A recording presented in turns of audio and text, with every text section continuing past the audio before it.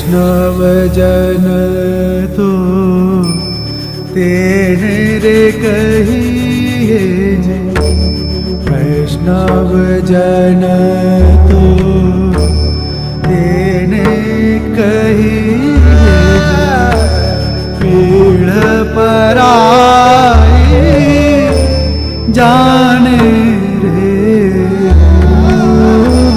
वैष्णव जन तो तेने रे कहिए जे, पीड़ पराई जाने रे। पर दुखे उपकार करे पर दुखे उपकार करे मन अभिमान ना आने रे। वैष्णव जन तो तेरे कहिए।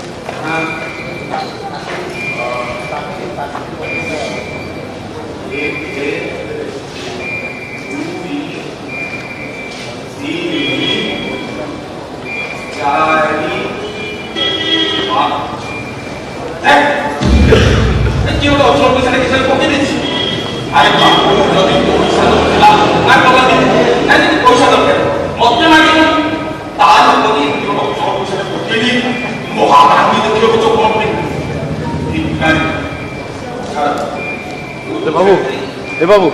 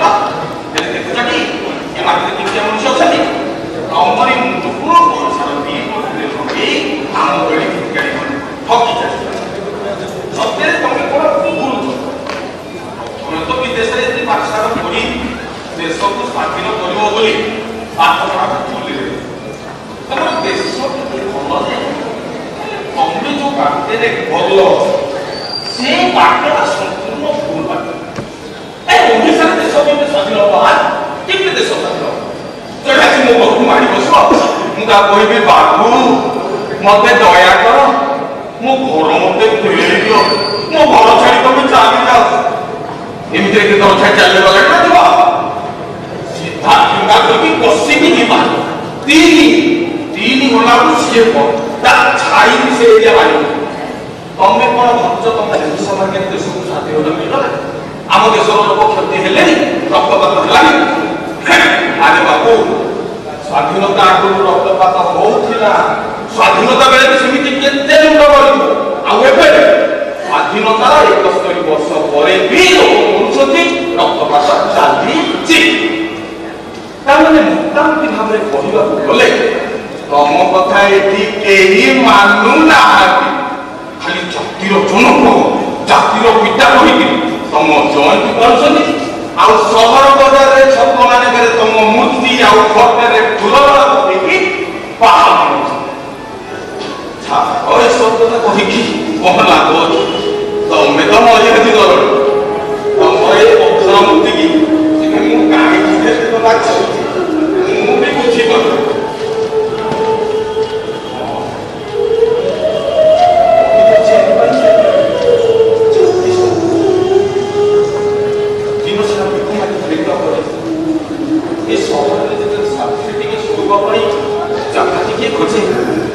ସେତେବେଳେ ମୋର ଏଇ ଗାନ୍ଧୀ ଛକ କଥା ମନେ ପଡ଼ିଯାଏ। ଆଉ ସେଇଥିପାଇଁ ମୁଁ ନେଇକି ଏଇ ଗାନ୍ଧୀ ଛକକୁ ଚାଲି ଆସେ। ଆଉ ସେଇଦିନଠୁ ତମେ କାହିଁକି ନିଜର ଲାଗ। ସେଇଥିପାଇଁ ଏତେ କଥା କହିଲେନି ନା। ତମେ କିଏ ନା ମୁଁ କିଏ? ତାଛଡ଼ା ତମ ପାଠ ପଢ଼ା, ତମ ମୁଣ୍ଡ ଆଗରେ କଣ? ତମେ ସାରା ସମୁଦ୍ରରେ ମୁଁ ବିଜୁଳି ଜଳକୁ ବି ଶୋଇବି।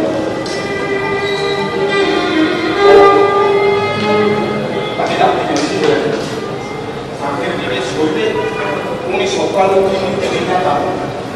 ହଉ ଆଜିର ରୋଜଗାର ମୁଁ ତମ ପାଖରେ ରଖିଲି।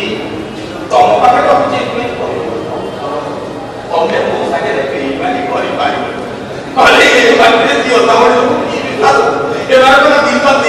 ଚିନ୍ତା କରୁଛନ୍ତି ରାତିରେ ଛାଇବେ କଣ? ବୁଝିଲେ ଗାନ୍ଧୀ ମହାପ୍ରଭୁ, ତମ ସପନ ସତ ହେଇପାରିଲା। ରାମ ରାଜ୍ୟ ଭଗବାନ କହିଲା।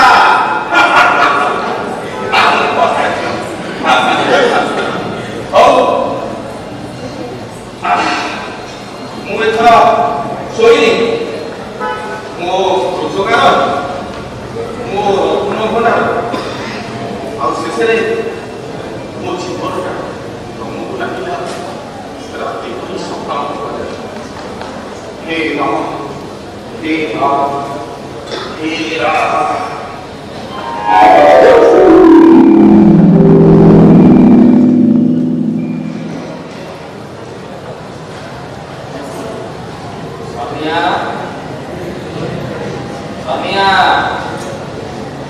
सोनिया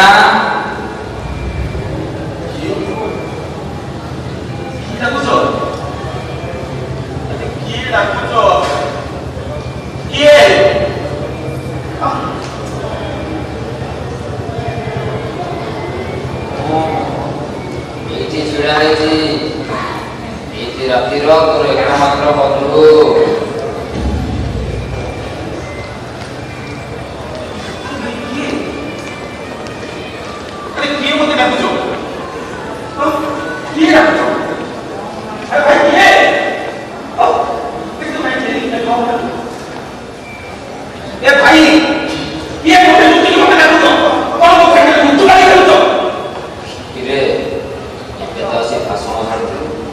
ସେତେବେଳେ ତ ମୁଁ ଲୁଚି ନଥିଲି, ସେମିତି ଛିଡ଼ା ହେଇଥିଲି। ଆଉ ଏବେ ବି ସେମିତି ବାଡ଼ି ଧରି ଛିଡ଼ା ହେଇଛି। ଚିହ୍ନି ପାରିଲୁ କଣ?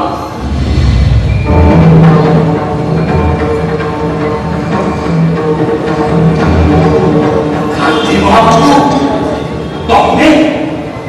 ତମେ କଥା କହୁଛ? ଏଠି ଆସୁଛ କଥା କହୁଛ, ଏଇଟା କଣ ସତ? ନିଜ ଆଖିରେ ଦେଖି ତୁ ବିଶ୍ୱାସ କରିପାରୁନୁ, ତାହେଲେ ନ ଦେଖିଲା ଲୋକ କେମିତି ବିଶ୍ୱାସ କରିବେ? ଯାହା ଦେଖୁଛୁ ସେ ସବୁ ସତ। ମୁଁ ନିଜେ ମୋହନ ଦାସ କରମଚାନ୍ଦ ଗାନ୍ଧୀ କଥା ହଉଛି ତୋରି ସାଙ୍ଗରେ।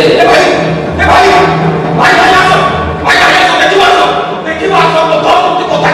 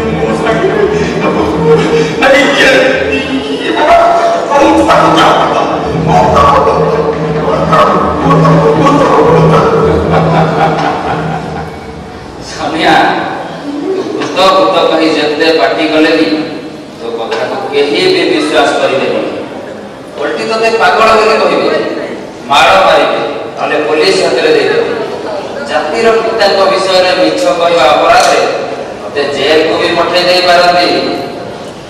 କିରେ ନିତି ରାତିରେ ଆସି ତୁ ତୋ ମନର କଥା କହୁ ବୋଲି ମୁଁ ସେଇ ବିଷୟରେ ତୋ ସାଙ୍ଗରେ ଦୁଃଖ ସୁଖ ହେବାକୁ ଆସିଛି। ତୋର ଯଦି ମୋ ସାଙ୍ଗରେ କଥା ହେବାର ଇଚ୍ଛା ନାହିଁ, ହଉ ମୁଁ ଯାଉଛି।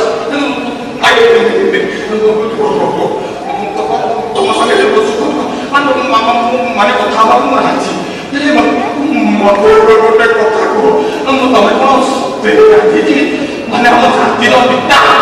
କାହିଁ ସନ୍ଦେହ ହଉଛୁ? ବିଶ୍ୱାସ କରିପାରୁନୁ? କେମିତି ବିଶ୍ୱାସ କରିବି ଯେ ମଣିଷ ମଲେ ତା ଦେହ ରାତିରେ ମିଶେ, ଆଉ ତମେ ତ ଭାଇ କେତେ କାମ ଦେଖିଲଣି।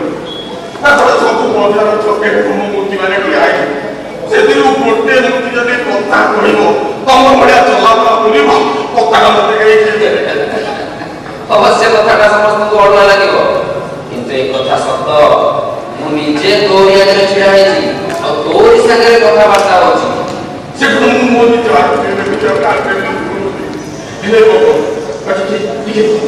ଟିକେ ବସିକି ସେଇ ପିସି ମୁଁ ଟିକେ ପରୀକ୍ଷା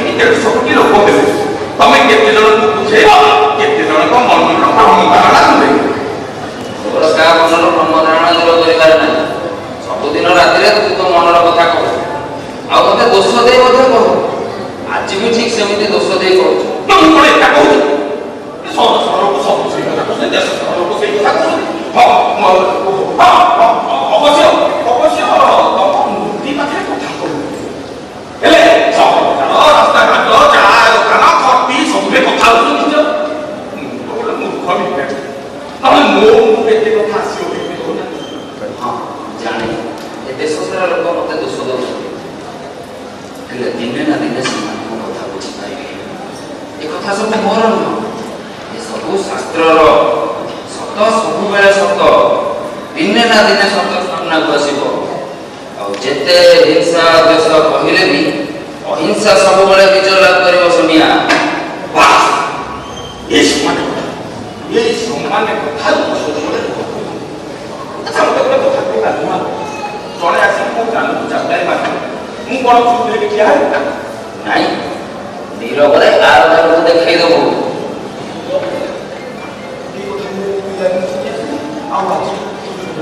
আচ্ছা এ কথা কেমিতি সম্ভব? জনে ঘরে মাড় খাই সারিলা পরে পুরি কেমনে গাল কাজ মার খাইব কি যে ভাবি চিন্তে কথা কହୁଛ তো? ମାଡ଼ ମାରିବା ଲୋକ ଅପେକ୍ଷା ମାଡ଼ ଖାଇବା ଲୋକ ସବୁବେଳେ ଉପରେ ଥାଏ। ସୋନିଆ ସେ ହିଁ ପ୍ରକୃତରେ ବୁଦ୍ଧିମାନ। ଧୈର୍ଯ୍ୟ ସହନଶୀଳତା ତାରି ପାଖରେ ଅଛି। ଦେଖିବୁ ସେ ଦୁଇ ଜଣଙ୍କ ଯୁଦ୍ଧରେ ସେ ମାଡ଼ ଖାଇଥିବା ଲୋକଟି ଶେଷରେ ବିଜୟ ଲାଭ କରିଥାଏ। ভুল ইহাদি ভুল বিলকুল ভুল। মাড় খাই খাই সে লোক বଞ୍ଚি ଥିଲେ ସିନା ପଛକୁ ମହାରାଜ ଯିବା କଥା ଜଣା ପଡ଼ିବ।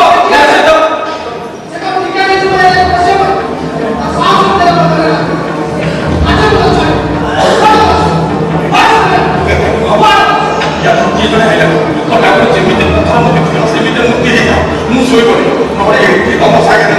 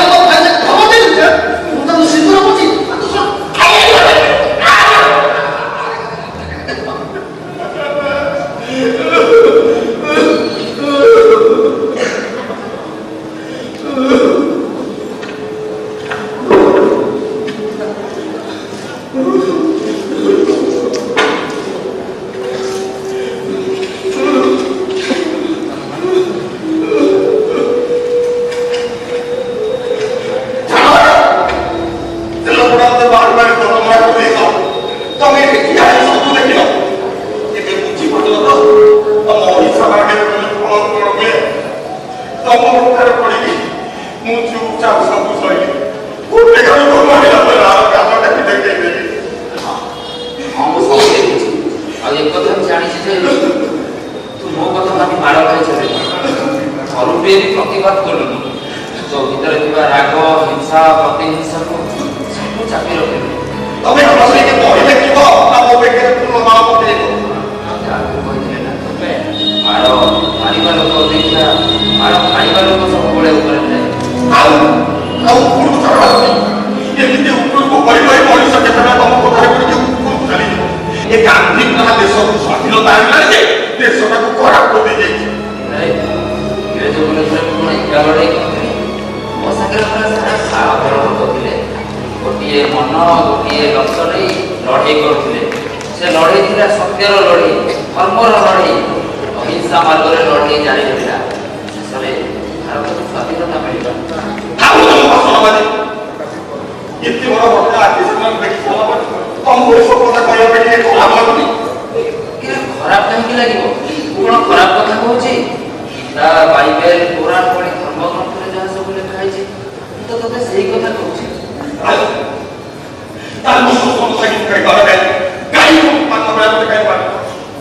କେବଳ ତୋରି ଭୁଲ।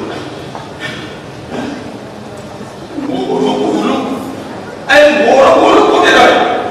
ତମେ ତ କହିଲ ବାହାର ଖାଇଲେ ନିରବରେ ଆରକୁ ଦେଖିଲେ ମୋ ଦେହ ପିଠି ମୁଣ୍ଡ ସବୁ ଦେଖେଇଲି। ଆଉ ତାର କୋଉଠି ଜାମ ମହିଳା କଷି ଦେଇଗଲା। ଲୋଭ, ଲାଳସା, ମାୟାକୁ ତ୍ୟାଗ କରିବାକୁ ପଡ଼ିବ ସୋନିଆ। ସେ ନଥିଲା ବେଳେ ତୁ ତା ଏରିଆକୁ ଯାଇ ଭିକ୍ଷା ମାଗିବାଟା ଠିକ ହେଲାନି।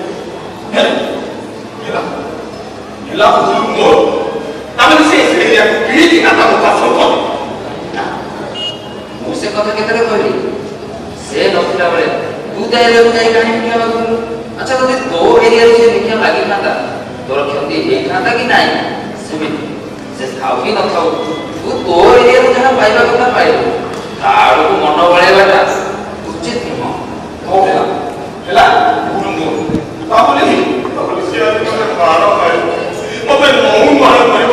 ଏ କଥା ସିଏ କଣ ଠିକ କରିଛି? ସେ କାମ କରି ସେ ବି ଭୁଲ କରିଛି। ତୋତେ ଆଗରୁ କହିଥିଲେ ନା ମାଡ଼ ଖାଇବା ଲୋକ ସବୁବେଳେ ଉପରେ ଥାଏ। ତେଣୁ ତୋର ପ୍ରଶଂସା ନ କରି ରହିପାରୁ। ଏତେ ମାଡ଼ ଖାଇଲା ପରେ ସବୁ ଚୁପଚାପ ସହିଗଲେ।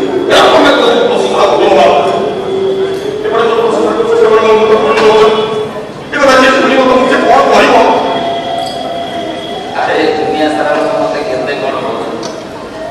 କିଏ କହୁଛି ଗାନ୍ଧୀ ଗୁଡ଼ା ସବୁ ଅନବଦ୍ଧ କରିଦେଇଯାଇଛି। ଆଉ କିଏ ଗାଳି କହୁଛି। ଅନାଥ ଅନେକ ବେପାର ବାଣିଜ୍ୟ କଲେଣି। ହେଲେ ମୋର ସେଥିରେ କିଛି ଯାଏ ଆସେ ନାହିଁ। ମୋର କେବଳ ତୋରି ଚିନ୍ତା।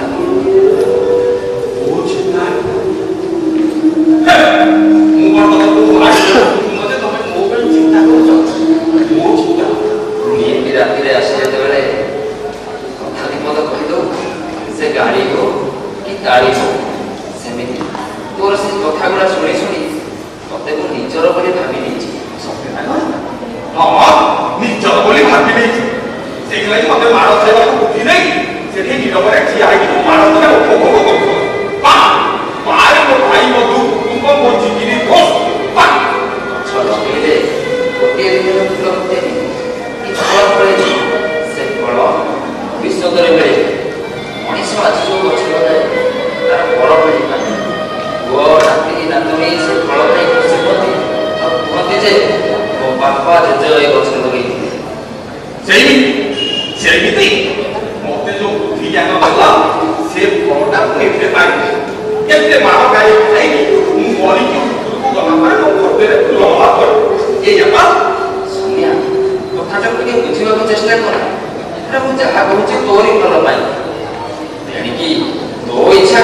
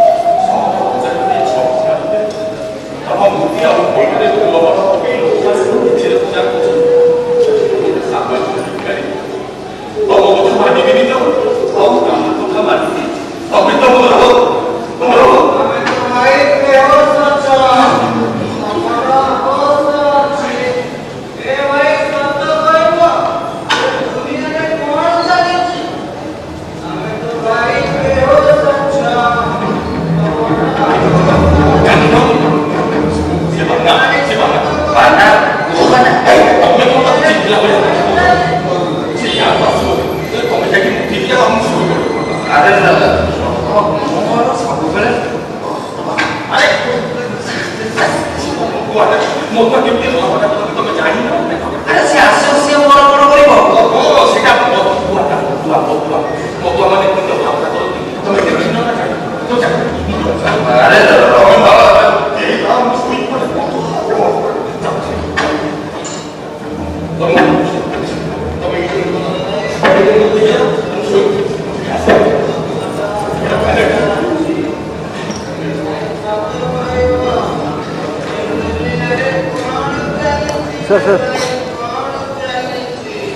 हमें तो भाई बेहोश बच्चों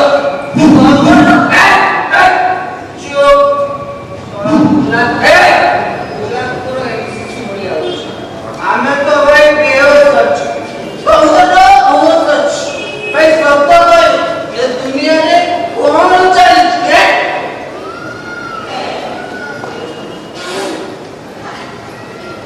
कौन चाहिए हमें भाई बेहोश बच्चों तुम्हें रोज तो मेरा किंतु सब तो कोई दुनिया में कौन चाहिए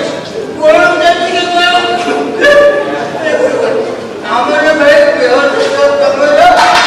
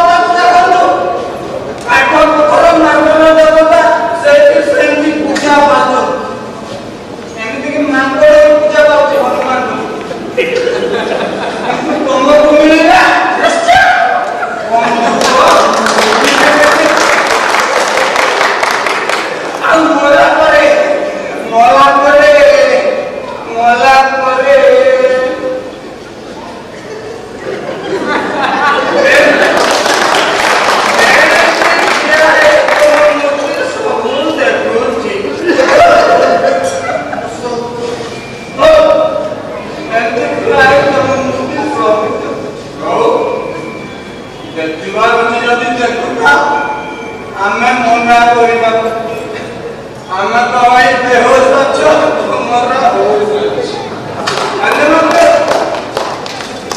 ଆସୁଛି ଖରାପ ଆସୁଛି ଆମେ ଟିକେ ବେହୋସ ଅଛ ତମର ହୋସ ଅଛି ମୁଁ ପୁରା ସମିଆ ଭାଇ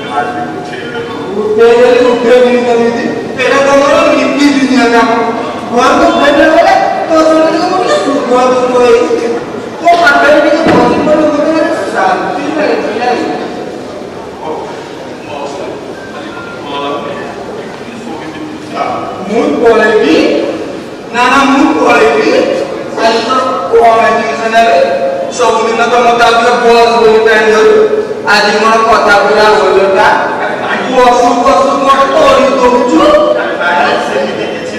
ଆଉ କଣ ଆରେ ସେଥିପାଇଁ ତ ଦେହ ଭଲ ନାହିଁ ସେଥିପାଇଁ କହୁଛି ଦୀର୍ଘକୁ ନାହିଁ ଦେହରେ ତ ଚାଲ ନାହିଁ ତ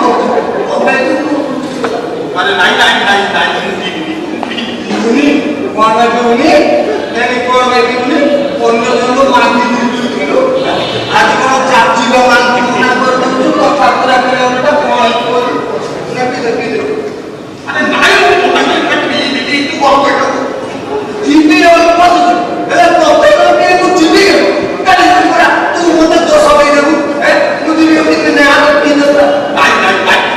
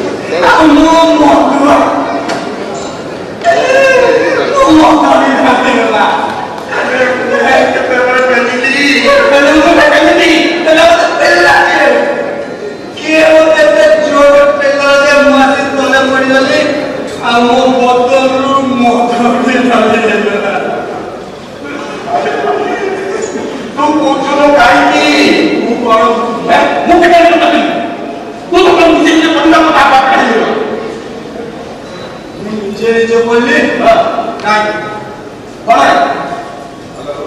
गांधी ठाणे मत किए पेला मुझे तले पड़गली और मोर निशा निशा हां दादा मम्मी निशा सुनते ना ठीक है तो फिर कैसे क्या ठीक है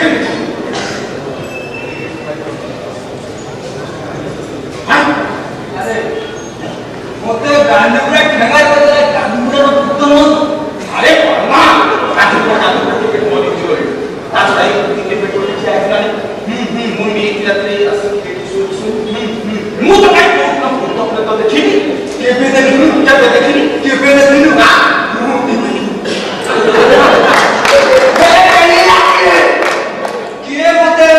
सब तो धक्का लगा जे मुआसी तले पड़े निसार दिला मोदो भी डाल दे अरे कौन पड़ी तू तोला नीचे पड़ी मोदो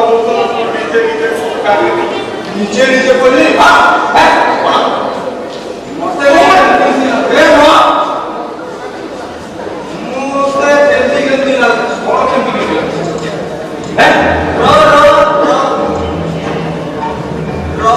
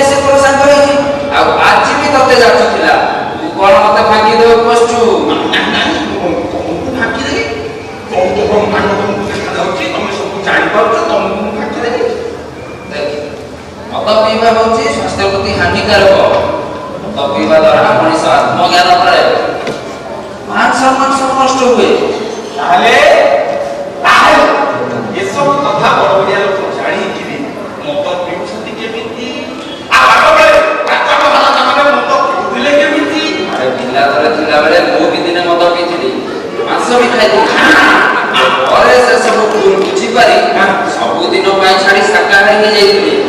ହଉ ତାମାନେ ମୁଁ ମଦ ପିଇବି ଏଇଆ ତ ହେଲା ହେଲା ମୁଁ ମଦ ଛାଡ଼ିଦେବି। ଆରେ ମୋ କଥାରେ କାହିଁ ମଦ ଛାଡ଼ିବୁ? ତୋର ଯଦି ଇଚ୍ଛା ହଉଛି ତୁ ପିଇ, ମୁଁ ତତେ ବାରଣ କରିବାକୁ କିଏ?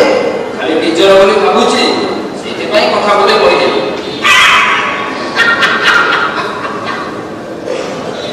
ପଦୁଟିଏ କହିଦେଲା ଇଏ ବିହାରରୁ ଆରମ୍ଭ କରିକି ଭାରତରୁ ଆରମ୍ଭ କରିକି ଓଡ଼ିଶା ଏତେ ସବୁ କଥା କହିସାରିଲା ପରେ ପଦୁଟିଏ ବୋଲି କହୁଛ। ସାତ ବେଳର ମାର କଣ କରିଥାନ୍ତା, କେତେ ଆଉ କହିଥାନ୍ତା। ଶୁଣ, ଏଇଟା ଗୋଟେ ମୋର ମତ ପିଇବା ଚୋରି କରିବା ଅପେକ୍ଷା ଏକ ପୁଣ୍ୟ ଅପରାଧ। ଓ ଏଇଟା ହଉଛି ତମ ବାଣୀ, ଏଇଟା ହଉଛି ଜାତିର ଜନକ ମହାତ୍ମା ଗାନ୍ଧୀଙ୍କ ବାଣୀ। ତମେ ସିନା ମତେ ବୋକା ବନେଇ ଦବ, ହେଲେ ଏ ଦେଶରେ 100-150 କୋଟି ଲୋକଙ୍କୁ କଣ ବୋକା ବନେଇ ଦବ ନା ସିଏ ତମ କଥାରେ ଧେଇ ହେଇକି ନାଚିବେ। ଆରେ ମୋର କାହାକୁ ବୋକା ବନେଇବାର ନାହିଁ, ଯାହା ଠିକ ମୁଁ ସେଇ କଥା କହୁଛି।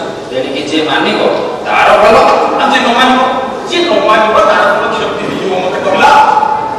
ଯିଏ ନ ମାନିବ ତାର କଣ କ୍ଷତି।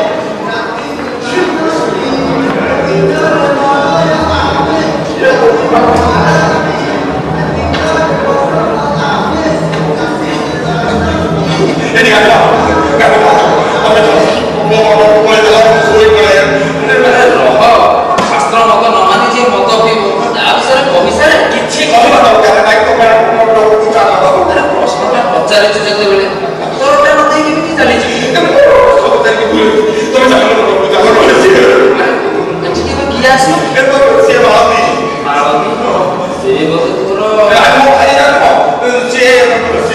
ସେ ଯେ କଣ ସେ କିଏ? ସରକାରୀ ଭାଷାରେ ଏତେ କଥା ଦେଶ ସ୍ୱାଧୀନ ବେଳେ ଏବେ ସେ ସବୁ ଦେଶ ସ୍ୱାଧୀନ ବେଳେ ସ୍ତ୍ରୀ ଲୋକମାନେ ମୁଣ୍ଡରେ ଗୋଡ ହାତଟି ଘର ଗୋଡରେ ଲୁଚିକି ରହୁଥିଲେ। ଏବେ ପୁରା ଜିନ୍ କାର୍ଡ ପିନ୍ଧିକି ମୋଟରସାଇକେଲ ପଛରେ ବସିକି ବିଜୁ ପଟ୍ଟନାୟକ ପାର୍କରେ ବୁଲୁଛନ୍ତି। ଆଉ ତାଙ୍କ ସବୁ ବସ୍ତ୍ର ତ୍ୟାଗ ଶୋକେସରେ ସଜେଇବା ଭଳିଆ ସମସ୍ତଙ୍କୁ ଦେଖି ଯାଉଛନ୍ତି। କଣ ସବୁ ଆଡୁ ତୋ କଥା ମୁଁ କିଛି ବୁଝିପାରୁନି। ବୁଝିପାରିଲନି ବୋଲି ତମକୁ ଏ ଦେଶରୁ ଲୋକ ବିକା କରିଦେଲେ, ତାପରେ ଦେଶ ଠିକ ଆଗେଇ ଚାଲିବ। ଆରେ ସେ ଆସୁ ଏଇଠି ମୁଁ କି ହେଇଯିବ। ସେମାନଙ୍କ ମୁଣ୍ଡ ପୁରା ଗୋଟେ ପଶୁ ଖଣି। ତମ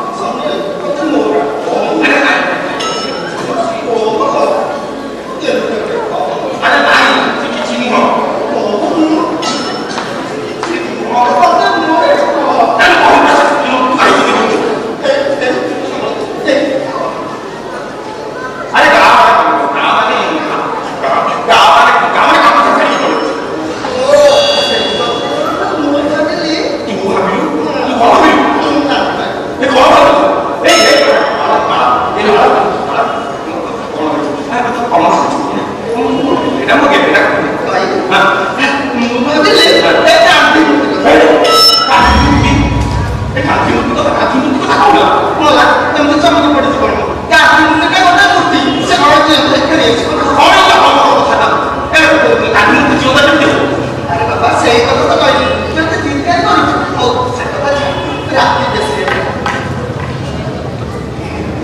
ହଉ ରାତି ବେଶୀ ହେଲାଣି ତୁ ଆଜି ଯା ମୁଁ ଶୋଇ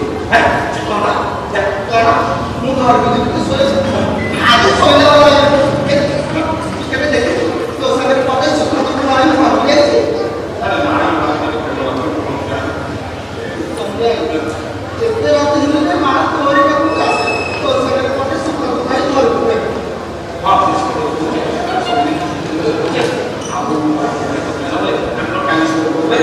କାହିଁକି ଆଜି ମୋତେ କିଛି ଅଲଗା କାମ ଅଛି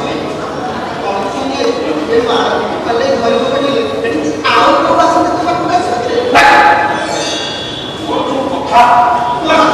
ସେ କଥା ମୁଁ କେମିତି ଜାଣିଛି ତୁ କେମିତି ସେ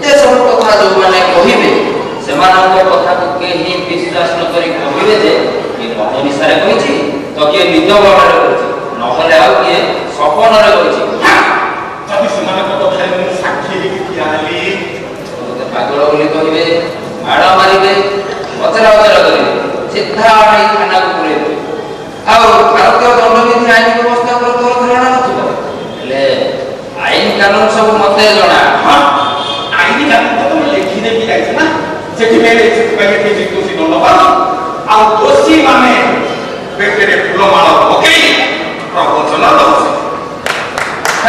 ସେତେବେଳର ସାମାଜିକ ଚଳଣି ଅବସ୍ଥାକୁ ନେଇ ଆଇନ କାନୁନ ସବୁ ଗଢ଼ା ଥିଲା।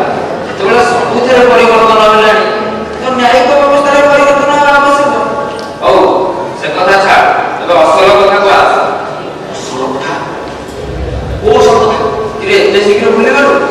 ଏବେ ପରା ମାଳତୀ ସାଙ୍ଗରେ ତୋର ନାଚ ଗୀତ ଚାଲିଥିଲା। ମୋର ନାଚ ଗୀତ ଚାଲିଥିଲା? ମୋର ଭିତରେ ନାଚ ଗୀତ ଚାଲିଥିଲା?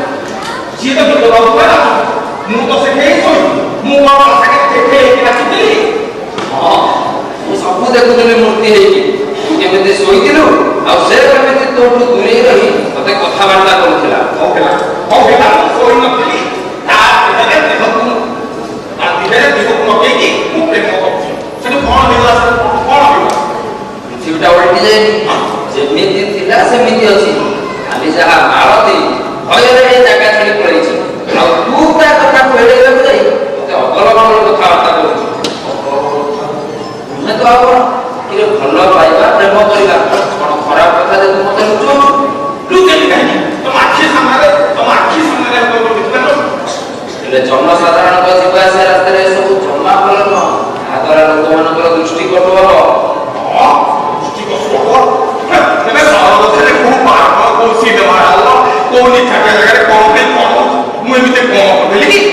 ସେଇ ତ ଆମମାନଙ୍କର ଭୁଲ। ସିଏ ଗଲା ବୋଲି ମୁଁ କରିବି, ସିଏ ଭୁଲ କଲା ମୁଁ ଭୁଲ କରିବି। ଭଲ କାମକୁ ଅନୁକରଣ କରି କି ତ ଭଲ କାମ କରିବାକୁ ଦେଖୁନି। ସେଇଥିପାଇଁ ତ ତୁ ଭଲ ପିଲା। ସେଇଥିପାଇଁ ଆଜି ତୋ ସାଙ୍ଗରେ ଦେଖା ନାହିଁ ଏ ବିଷୟରେ ଆଲୋଚନା କରୁଛି। ହଉ ଶୁଣ, ତୁ ଯଦି ଆଗକୁ ଏମିତି କିଛି କରିବୁ ତାହେଲେ ମୋଠୁ ଖରାପ କେହି ହେବେନି। ତୁ ମାଳତୀକୁ ପ୍ରେମ କରୁଛୁ। ହଉ ତୁ ମୋ କଥା କହିବା ଯଦି ଗ୍ରହଣ କରିବୁ କର, ନହେଲେ ମୁଁ ଚାଲି ନାହିଁ।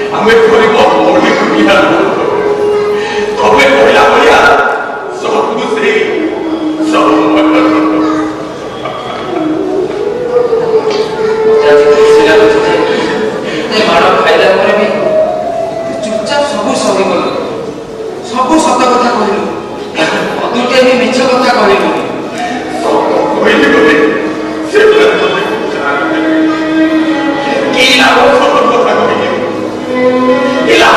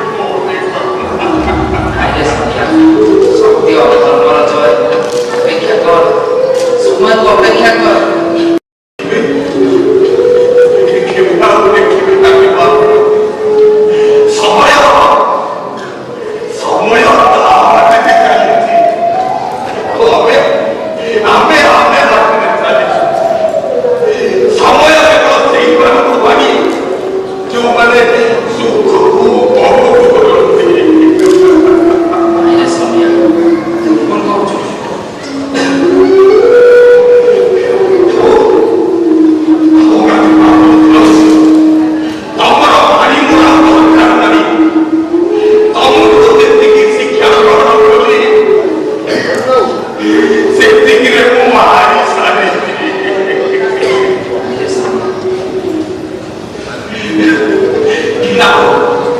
କି ଲାଭ ସତ କରିକି ସେ ପାଣି ଶୁଣି ଶୁଣି ଆଜି ମୁଁ ପଥର ହୋଇଗଲି। ଆଉ ସମୟ କଥା କହୁଛ, ସମୟ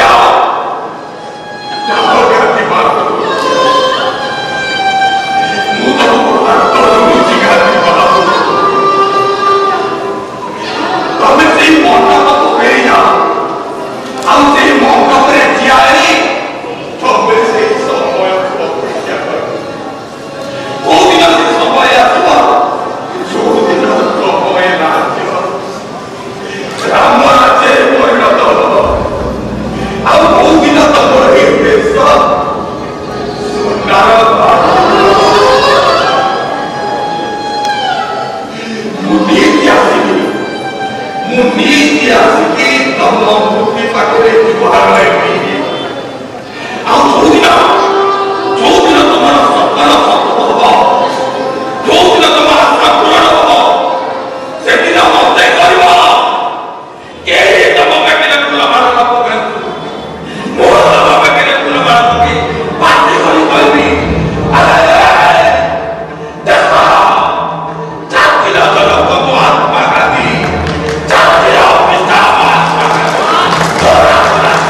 ସପନ ଦେଖିଥିଲେ, ଆଜି ତାଙ୍କ ସପନ ପୂରଣ ହୋଇଛି। ତମେ ଯାଅ ଗାନ୍ଧୀ ମାନ, ତମେ ସେଇ ମଣ୍ଡପକୁ ଫେରିଯାଅ ଗାନ୍ଧୀ, ତମେ ସେଇ ମଣ୍ଡପକୁ ଫେରିଯାଅ।